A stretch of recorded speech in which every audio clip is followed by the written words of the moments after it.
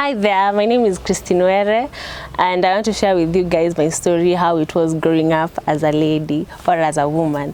So in my 21 years of life, growing up as a woman is one of the many things I thank God for every single time I pray, because it's been nice. It's been a fun experience, experiencing your first menses, the confusion, the excitement,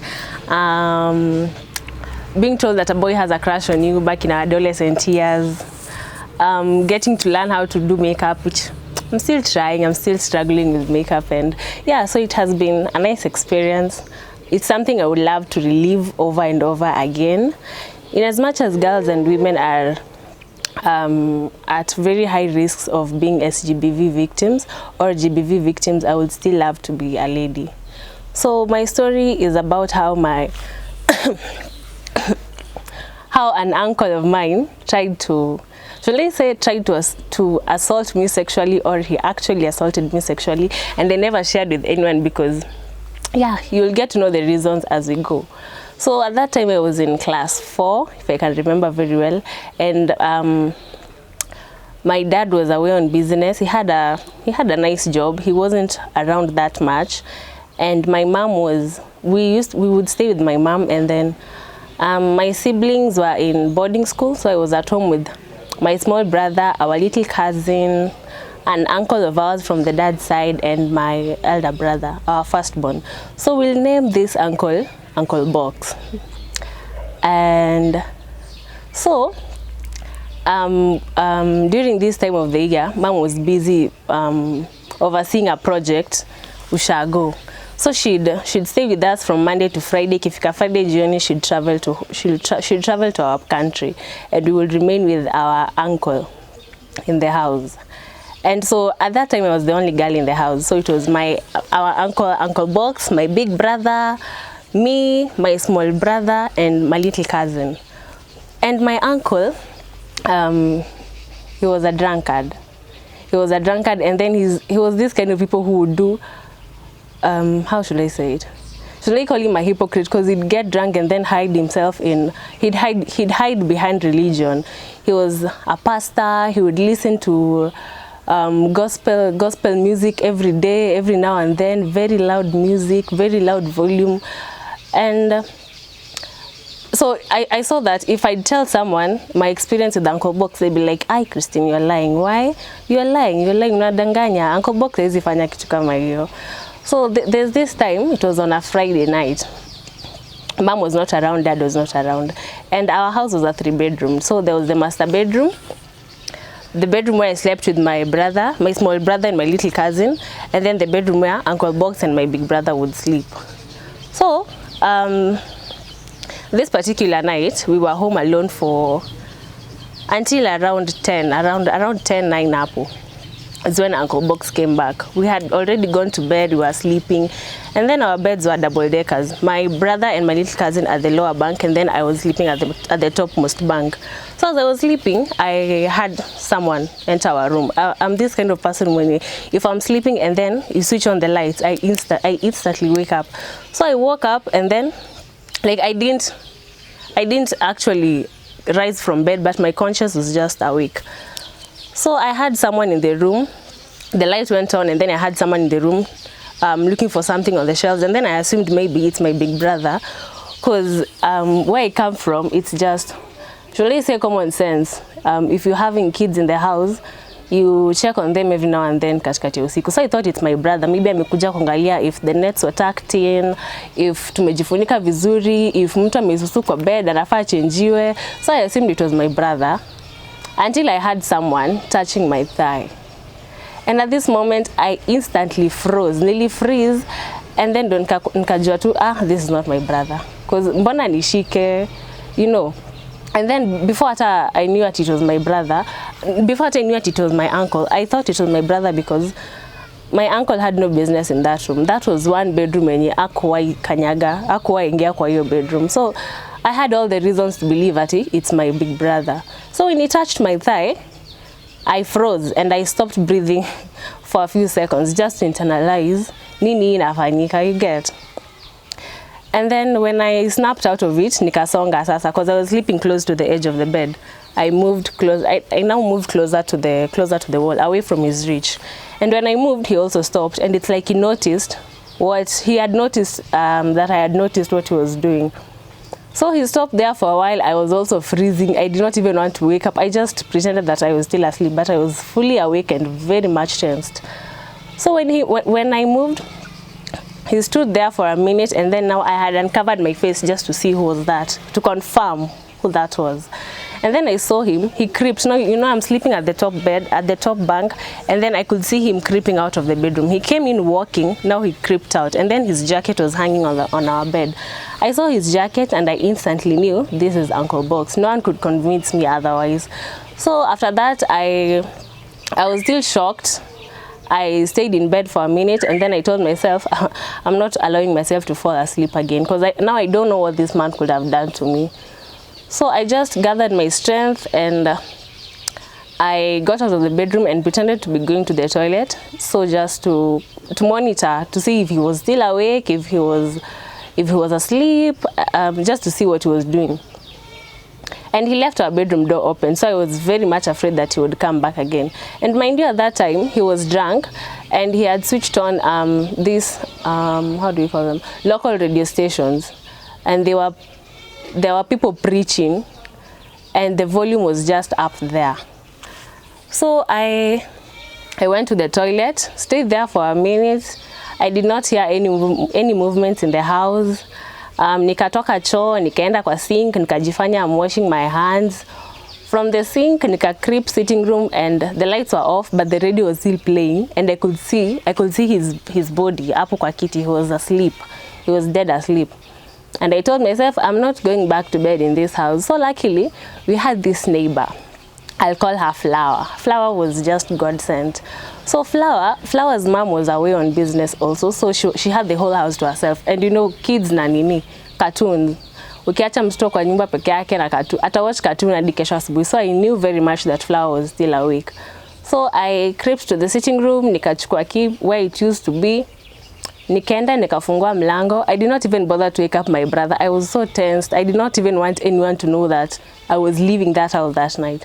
So I opened the door, got out, I locked it from outside, and then I knocked at Flower's house. So I knocked, and then Flower looked through the window, and she saw that it was me. She opened, and then I did not tell her, obviously. I just told her I could not sleep, and I knew that you were watching cartoon, so nimekuja kuwatch cartoon na wewe. And she was welcoming, and she was happy to have me over there with her. So I entered their house, tukawatch cartoon, tukapiga stories, we fell asleep. Next morning kuamka, going back to the house, my big brother was furious that nilitoka without telling anyone, aliniacha kama nimelala. But then again, still, I couldn't tell him that Uncle Box did this and that, because maybe he was just drunk, which nowadays I've come to realize that there's no excuse for sexual assault. Even if someone was drunk, even if someone wasn't, there's no excuse for sexual assault or rape. And then at that time, I was like, when Uncle Box was touching my thighs, I did not know what rape was. Okay, I knew what rape was, but I knew that it was an adult thing. Una rape mtoto aje? Children are not to be raped. How do you start raping a child? You get. So I knew that this is not rape, he's not raping me, but I don't know what he's doing, but I don't like it. So that's what actually motivated me to leave the house. So when I came back, my brother scolded me. He didn't tell my mom, thankfully, and I didn't tell anyone that story. But the next weekend when mom was going back to our ushago again, I did not spend the night in that house. I took my small brother and my little cousin, and we went to Flower's place. And every weekend that was the routine. Every weekend when mom and dad are not around, I'd go and spend the night at Flower's house. And every time my mom would be like, "Mbona unalala kwa kina Flower? Ni nini hamna hapa kwenyu?" Kwambia kuna napenda tu kampani ya Flower, nini da. And that was it. So I'm sure now when my mom will be watching this story, now she'll know why I preferred spending the night at Flower's place when she wasn't around. So when I got my first menses, I was just about to join Form 1. I was 13 years old. A few weeks to joining Form 1. And at that time I was like, my menses are not coming. I'm abnormal, because kulikuwa na rumors that if you haven't started your menses by class 8 wewe uko abnormal, utawahi zaa, wewe sijui ni nini, kwenye mmelaaniwa. So I was tensed until I went to the toilet this particular day. My undies were soiled with blood, and I was happy, I was excited. I told my we had this cousin of my mom. I told her, and then she gave me a pad. I was excited, and then again I was afraid to go and ask her for a pad again when that pad was full. So I decided to use tissue. So I used tissue, but still I'm excited that I'm menstruating. I don't even want to know whether tissue is healthy or unhealthy. I was just happy that I've had my menses. Yeah, so I was excited. And pads were not an issue because I can remember whenever my mom would go shopping, angerudi na this whole packet that had 12 packets inside, 12 packets inside for hers and for my sisters. And now when she knew I had started my menses, she'd buy even more for us. Yeah, so pads wasn't an issue. So the worst moment in my life, oh, okay. This was when my dad had a job. He was working with UNICEF. So I was born in Nairobi. All of us were born in Nairobi. My elder sisters were born in Mombasa, and then I was born, my small brother and I, we were born in Nairobi. Dad had a job with UN. The contract ended. He got another job with UNICEF. He was transferred to UNICEF Kisumu, and that's how we moved to Kisumu. So from there, Bango ni mtu wa watu. Yeah, he ni mtu wa watu. So he tried politics. And to date, I hate politics, and I don't think if I'm ever going to vote for any political leader or anything. Yeah. So he tried politics, and it was a sure bet that he was going to win. Like everything was just aligned for him in the field of politics. And so, yeah, I'd say politics is a dirty game. And when he lost, it was a very big shock on us because, you know, he had resigned from his job at UNICEF. He had a workshop, mom had a salon and a boutique. So, you know, when I remember we were in Kisumu at that time, and then mom and dad were at home. So we were calling every other time, mom, daddy anaendelea aje, votes ziko aje, and we tunaambiwa ziko fiti nini da until that one time yenye maitu ashiki simu, now tuko tense, tuko nervous, and we are with our cousins in the house. Kila mtu anajua tu Baba Terry is taking this thing. Until he did not, and then they came back home and they were all gloomy and sad. It was very bad. Hapo ndo tukajua bas, hapa ndo tumefika, tumegonga mwamba. So yeah, that was my worst moment in life. And from hiyo day, mimi na politics, I don't even think if I'm ever voting. Yeah, because it was just a scam. Yeah. I've had a lot. I don't even know. I can't even like pick one out. But I'd say just my best moment in life is that I'm alive today. Thank God. I'm proud of my family. I'm proud of where we are right now. I'm proud of, yeah, I'd say I'm just proud of my family. The togetherness, the strength, the togetherness, the unity, despite everything, despite the challenges, I'm just proud of my family. Yeah. Because after politics, it was a very dark year for us immediately after the politics. You know, at that time I was a kid, I was in primary, I think class 6. And for me to have noticed that things are going to change, it was that bad. It was that bad because for a moment we are up there and then mnateremka tu hivi chini in a blink of an eye. It was that bad. And despite everything, we just had to move on. Thank God we had a workshop, and I'd say that workshop has really taken us for a very good number of years. I thank God for it. And then there's also mom with her salon and a boutique. Yeah, so those remain to be our sources of income after dad lost his job. Yeah. So my scars, actually, I knew you'd ask, by the way. I knew you'd ask. So my scars, nilichomeka nikiwa mdogo. Was it 2 years or 1.5 years? I could walk. Because I've seen pictures. I can't remember how the incident was, but I've seen pictures, thankfully. Babangu alikuwa mtu ana every single thing picha. Sasa hata nikikuwa hosi and I have bandages all over, it's scars huku na huku. There are pictures of me in my hospital bed at that time. So nilichomeka na maji moto. I don't really know what the story was behind it. Was it me who dipped myself inside hot water, or it was the house girl? Because after that my mom had to chase the house girl. Okay, she didn't chase her, but she just had to let her go. So it was basically her fault because she was left with me in the house.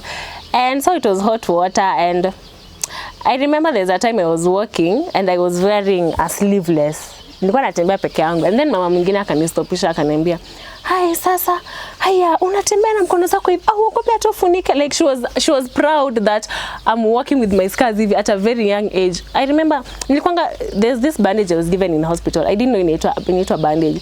I'd say nipengo ya anko, nataka kwenda kucheza nipengo ya anko, saa bandage nifunike hizi scars watu wasione. So vile mama aliniona, like she was happy to see me walking with my scars hivyo. And like what's the issue, what's the big deal around them? Because I can basically do anything. They don't prevent me from doing chochote. So yeah, I love them. And I'd ask my mom kila saa, hizi alama zitapotea siku gani? And she'd tell me zitapotea ukifika class 8. So nilikuwa na anticipate kufika class 8, like niko class 4, niko class 5, 6, 7, niko class 6, naona alama bado ziko strong. I'm like, hey, hizi vitu hazipotei anytime soon. Hadi niambia classmates wangu, nikifika class 8 mkono wangu itakaa kama yako. Kufika class 8, kufika class 7 bado alama ziko, and I'm like, hakuna magic itafanyika nikifika class 8. So nikaamua tu niishi tu nazo. I remember there's a time hata tulienda hosi with my mom, and the doctor was like, kuna wazungu wanakuja, anaweza fanyiwa surgery atolewe hizi vitu. And sasa tukirudi home, and my mom alikuwa like, oh akachukua date, akachukua namba ya watu. Sasa tunarudi home, nauliza mamangu, "Mom, umesikia wazungu, usisahau date isipite." Akaniambia kuna kenye unafanywa kwa hizo mikono zako. What I could have done different if I'd go back in time.